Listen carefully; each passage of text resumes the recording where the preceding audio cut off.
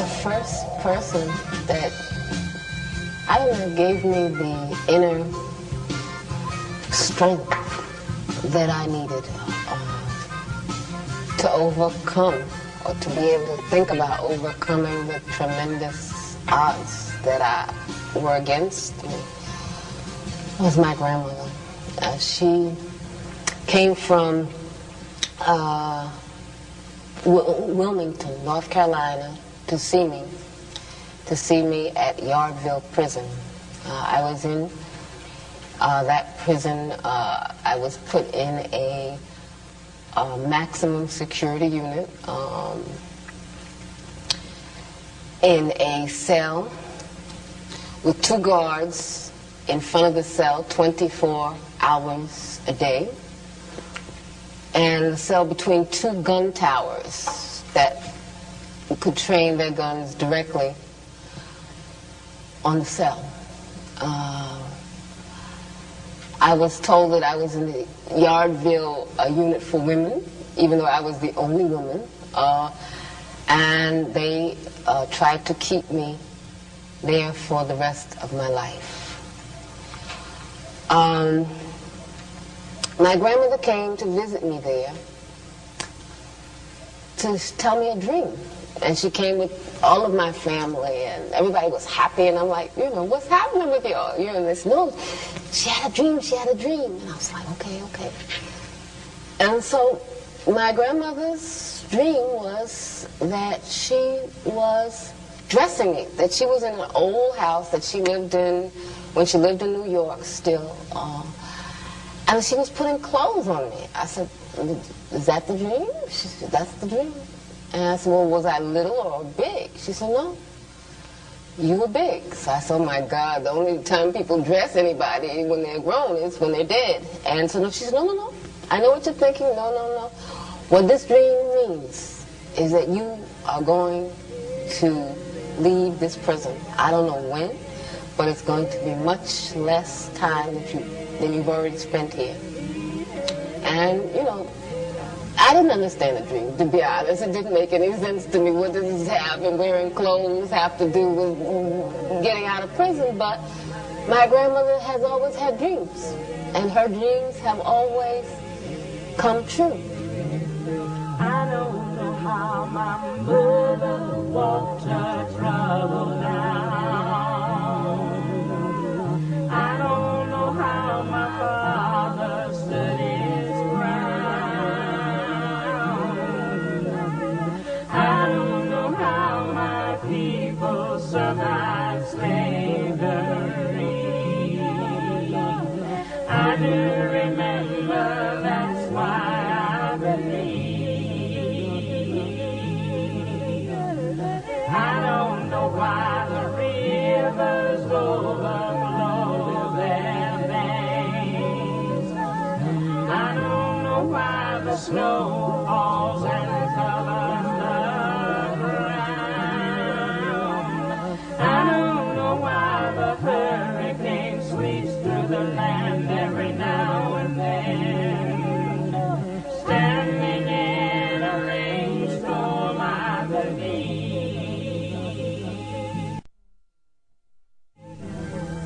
Many people say that injustice and hunger are walking freely all over the universe, and that nature is seeking a response.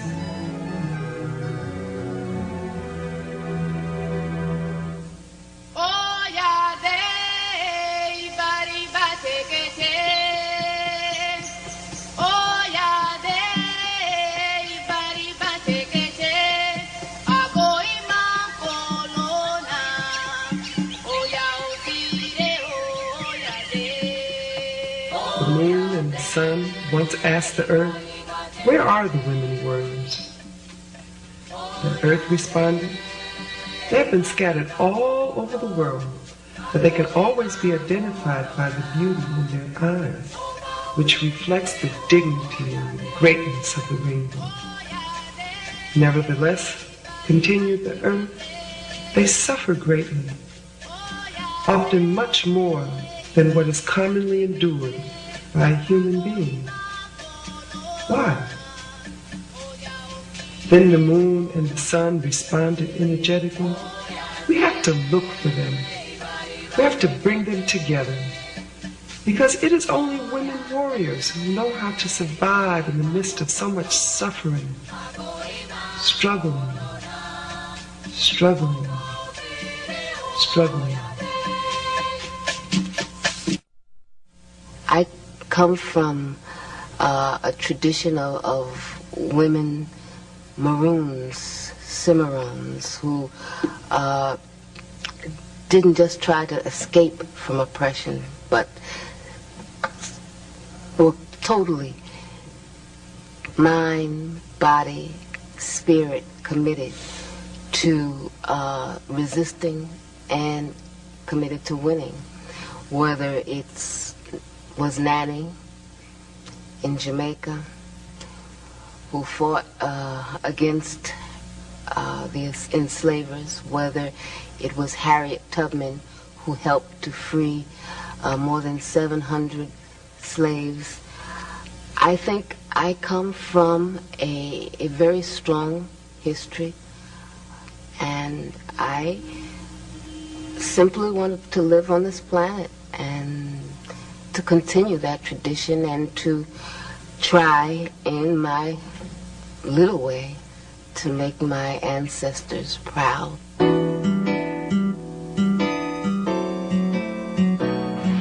I want to live in a country where freedom means something.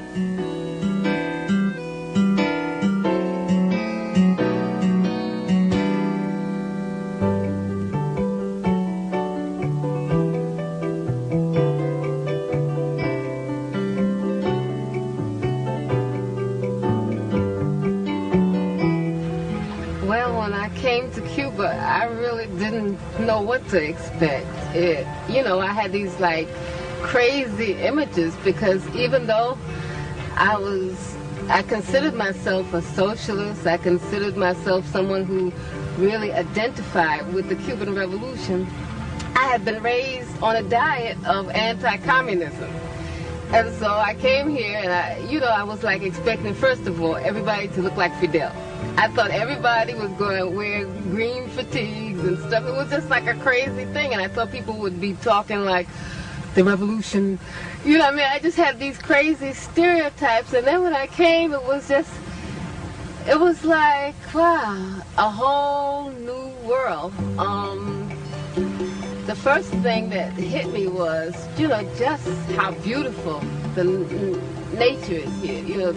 Whether it's the sea, whether it's the plants. This is one of the most beautiful places I've ever seen in my life. Everything is so lush, so green, so ripe. And, just the climate made me immediately feel at home. I was very much impressed by the healthcare system, by the education system, by the sports teams, by all of the many things that the revolution has been able to accomplish. What has impressed me most has been how people live, just how people relate to each other. I come from a society that is literally at war with itself.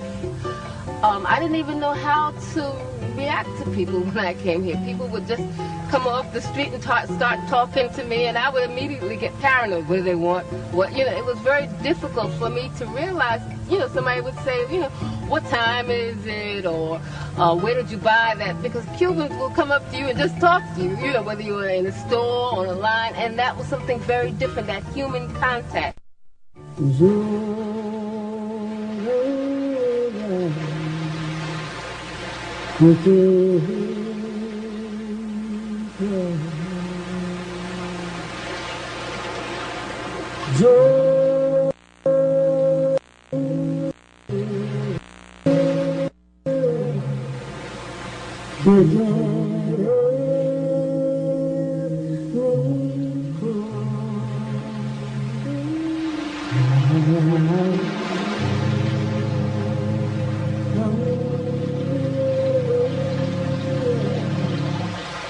I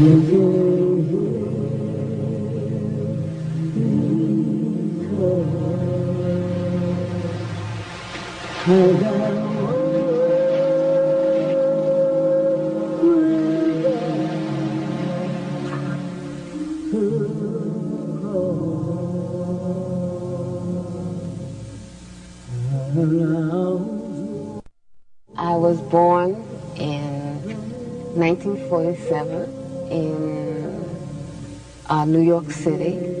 I lived with my mother and my aunt and my grandparents in a house in Queens, New York, in Jamaica, Queens. And I stayed there until I was about 3 or something.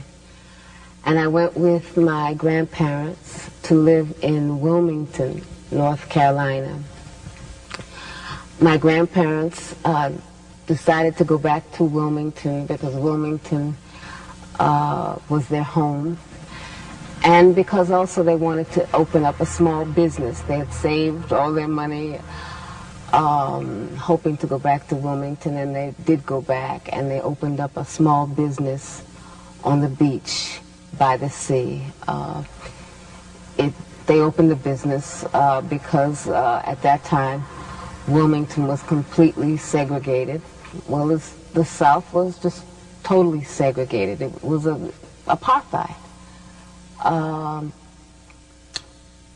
What that meant was that there were black schools. For example, I went to a all-black school, the Gregory School. There were the black library. You know, we grew up with that kind of reality of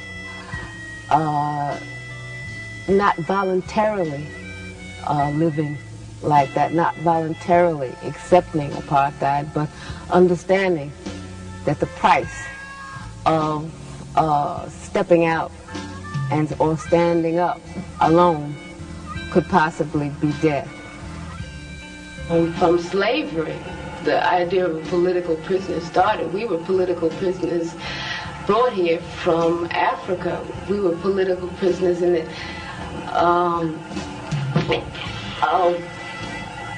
In order to keep colonialism fat, in order to keep the plantation owners that profited from our sweat and labors, we were kidnapped and brought here as prisoners, and our status hasn't changed, whether it's on the streets. We're prisoners of the ghettos in Harlem. We're prisoners in small tenements. We're prisoners of urine-smelling hallways. And I mean, I've always been a prisoner. I've never been free in my life. I don't know what freedom means. Sitting in this place on this plantation, you know, you think back to what those slaves had to deal with, and that probably the only beauty that they saw was the human beauty between them and the beauty of the sky and of the trees and of the grass. And I think that probably helped them to survive, to stay alive internally, spiritually. Growing up, you know, by the sea and seeing the beauty of this planet, it was hard not to really have a profound respect for this planet, for nature. My grandmother, she could not stand people throwing paper on the floor. I mean, she could not take that. That was a crime for her, because and then, you know, she would say, look at these grown people, you know, what's wrong with their hands? They can't hold the paper until they find a trash can, you know. I think that how we live in this earth is very much tied to how we think about nature. And so I think that it's important for African people and all people who appreciate living to make sure that our children and our grandchildren have a planet that is livable. And that means to make very serious changes in the order of the priorities and the politics that exist today.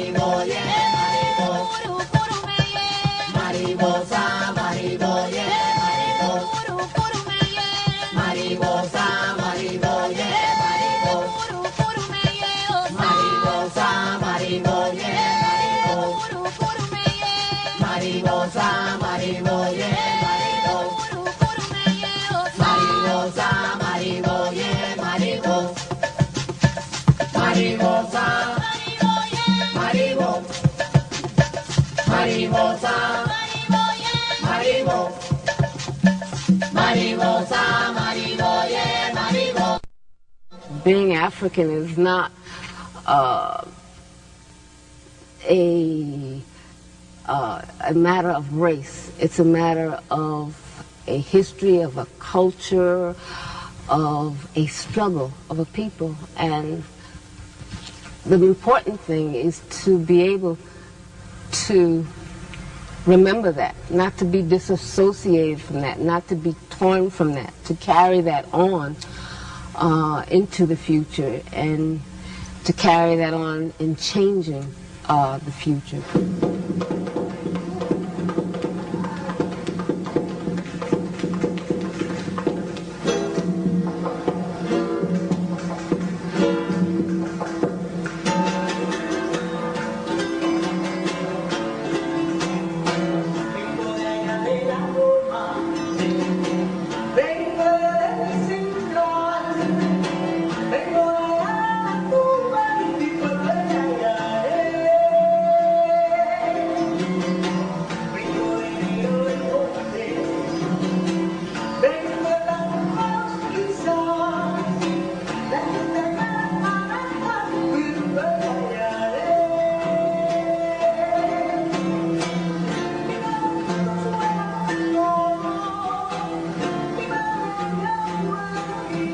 One of the most shocking things when I came to Cuba was just how African Cuba is. I mean, I didn't realize that there were this whole huge number of African people on this island. I had no idea, because the projection is very different, how you are taught to think about Cuba in the U.S. media. So I was really shocked.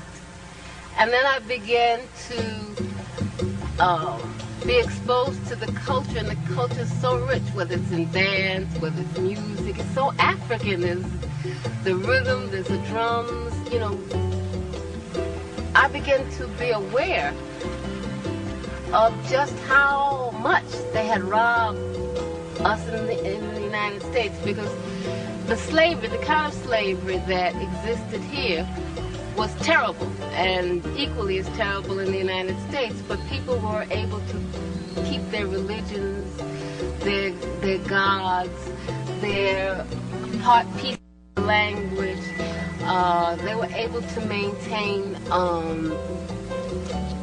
dances, rituals that were directly from Africa. And for the first time in my life, I became acquainted with the Orishas, with Yemaya, Shango, Obatala, and I felt like, wow, I was reclaiming just another piece that was stolen from. Yagumagarere, Abada, Erosiba, Yagumagarere, Alatariye, Erosiba, Moro, Coro, como temero, Modena, que momo te mata. Moro, coro, como temero, Modena, que momo te mata. Otani, mamatara, Eroni, mamarora, la we del oro, seriki, loro, a peleya. Sakake misa okuroba, boba ena yema take yana yo. Moro coro como temero, modena yemo modena da. Moro coro como temero, modena yemo modena da. Otani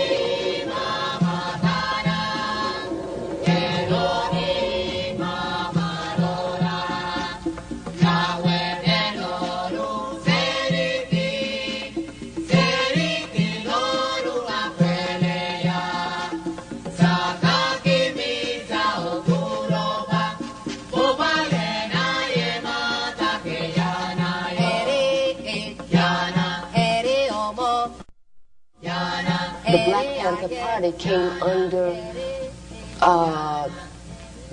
the guns of the FBI, as did all of the Black Liberation Movement. It didn't matter what positions you took. It mattered that people related to those positions, that people understood what you were saying, that people supported you. And I think that when J. Edgar Hoover and those who control the United States government understood how many young people looked to the party for leadership, how many young people were inspired by the Black Panther Party, how many young people supported the activities of the Black Panther Party. And it was, you know, people, just ordinary street people, working people, mothers, grandmothers who would come to the office and bring clothes, come to the office and make donations.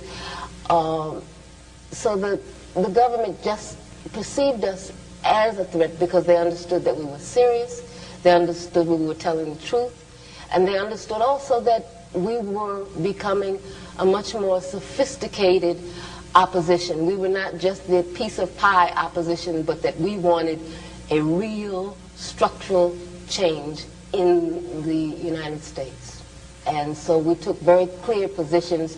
We opposed the United States government intervention in Vietnam. We opposed the blockade against Cuba and all of the other U.S. policies that were hostile to the Cuban Revolution. We opposed the United States policies of supporting apartheid in South Africa. We opposed all of the U.S. government's imperialist policies against all progressive people's struggles. By the 1960s, the end of the 1960s, the black liberation movement became the main target of the counterintelligence program. And what they did was to try to neutralize all of our leaders, to prevent young people from coming together and uniting. And so what they did is try to pit organization against organization. They tried to pit leaders in the same organizations against each other. In New York, where I was, what they did was they arrested in, I think it was 1967, 1968, I'm not very clear on the date, or don't remember it at this moment. They arrested on charges of conspiracy 21 of our most effective activists, of our most effective leaders. As a movement, have to concentrate a lot of our energies on trying to liberate our imprisoned comrades. Even though they were given bail, the bail was $100,000 apiece. And only a few of them we were able to bail out. I think that we cannot look at the Black Panther Party in the past. We cannot look at the Black Liberation Movement as something in the past.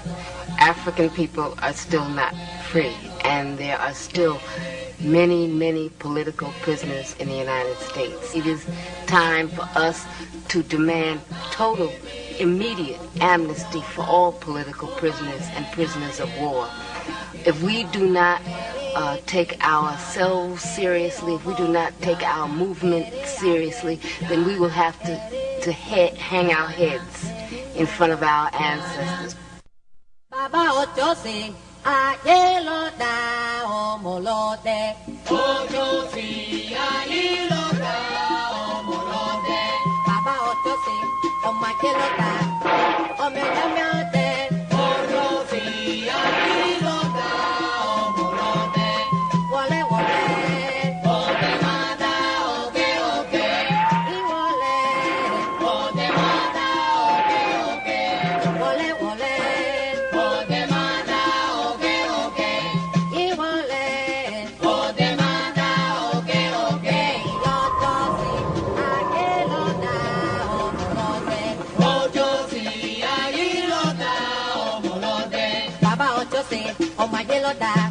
Omelamode, Ochosi, ayilota, omolode. Yambele iloro, de mata bolona. Yambele iloro, de mata bolona.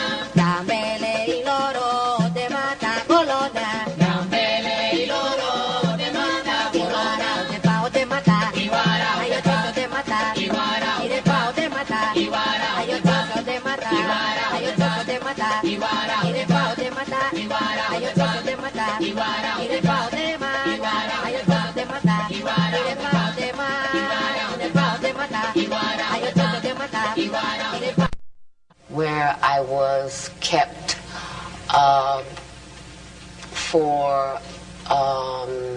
in a room, isolated for something like 4 or 5 days. I was beaten, tortured. It was a hellish experience. No one was permitted to see me. My aunt, who is also my lawyer, Evelyn Williams, had to get a court order for her and my mother and my sister to come and see me. I was in prison altogether 6.5 years. I spent more than 2.5 years in solitary confinement. Much of that was in men's prisons. In other words, I was the only woman.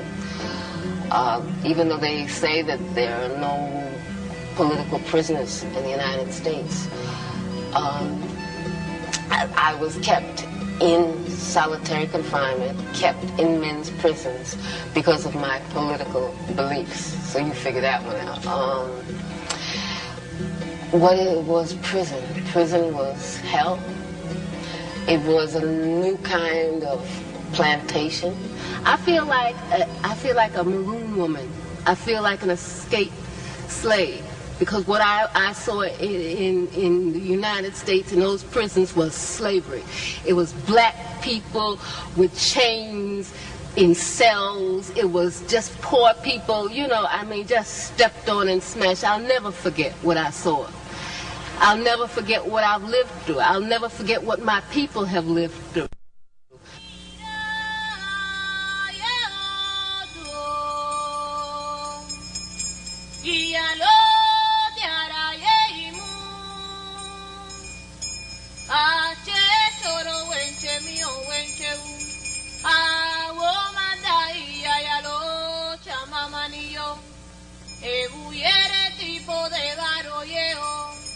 Irabona de cuna fue de piosum, movilori, movilora, poca pareche, a la mono yefa.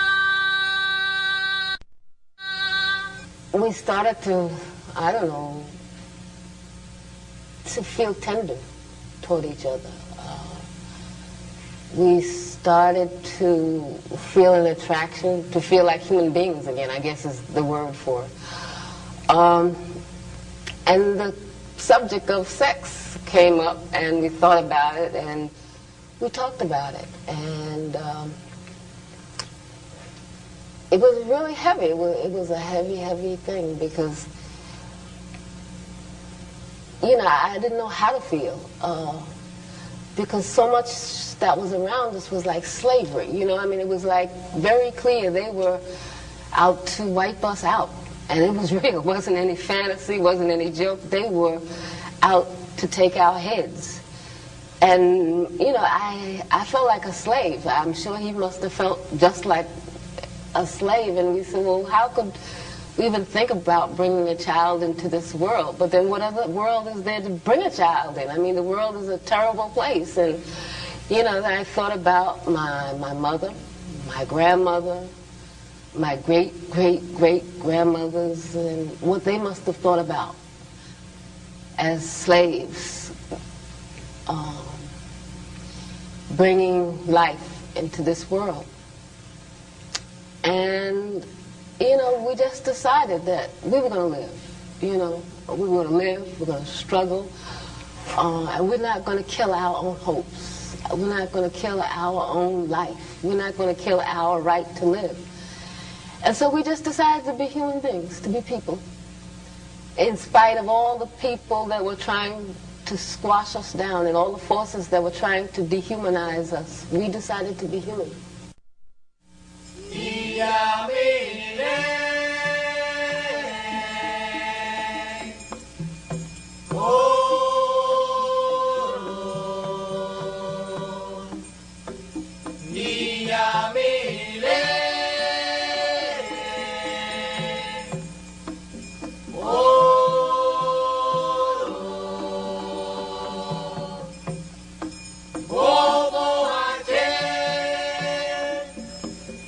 Y de mi sala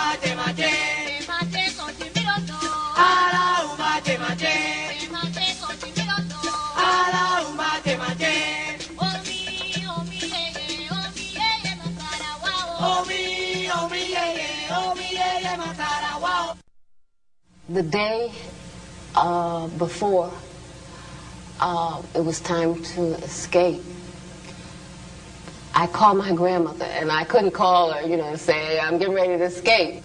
And so she said, I want to tell you something. Are you listening to me? Yes, grandmother. I don't want you to get used to that place. Don't get accustomed to that place. Do you hear me? Yes, grandmother. Are you sure you hear me?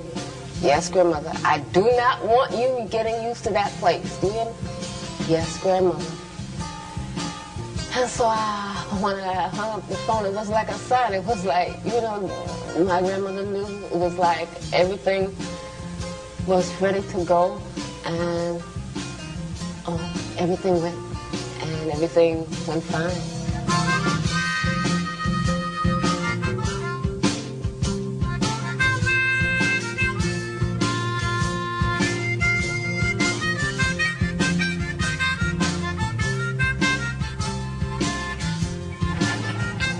I think that the only way that we're going to realize freedom, justice, equality, decent living for people is if there's a complete change. A complete change. Everything has got to be turned around, and that's a revolution, a complete change.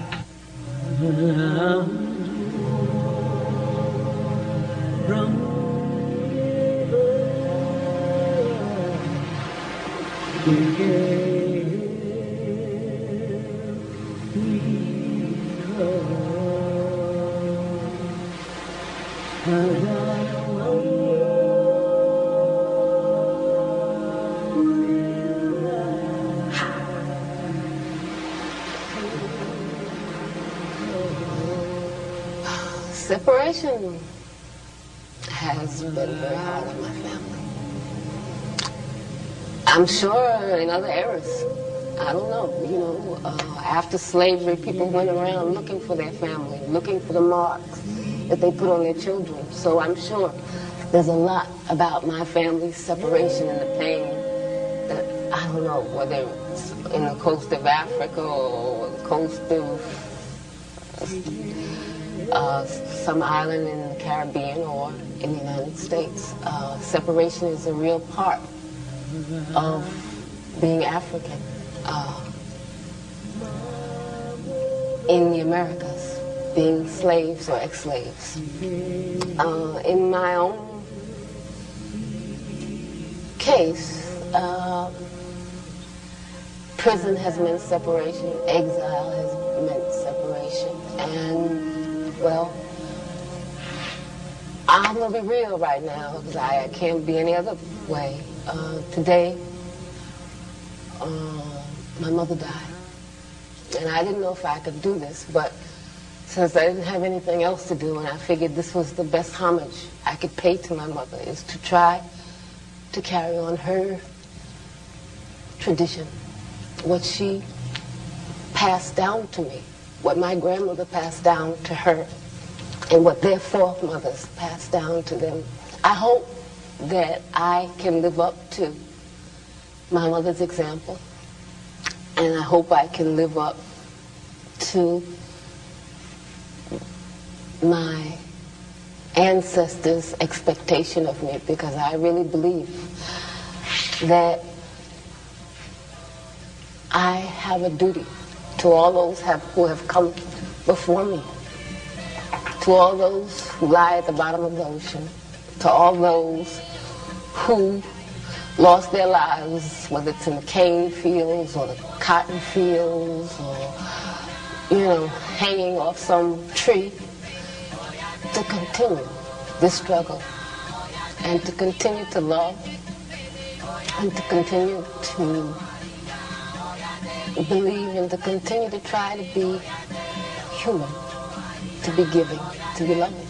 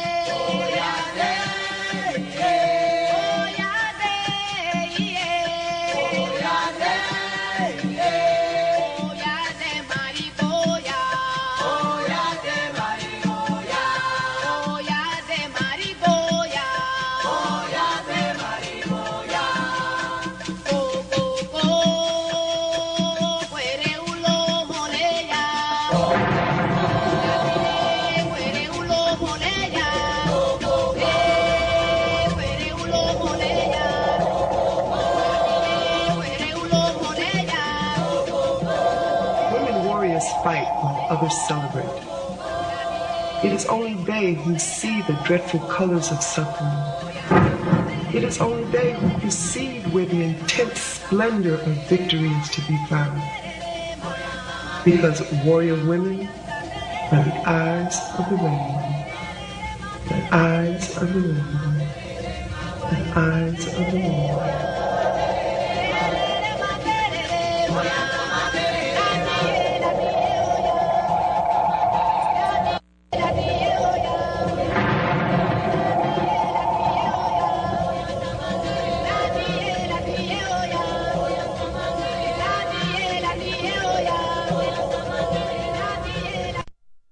My name is Assata Shakur. Assata means she who struggles. Olugbala means for the people, and Shakur means the thankful. It is a name that I took to carry on the name of Zaid Malik Shakur in honor of his family and in honor of the forces of beauty and good on this earth, which I'm very grateful for. That is my name.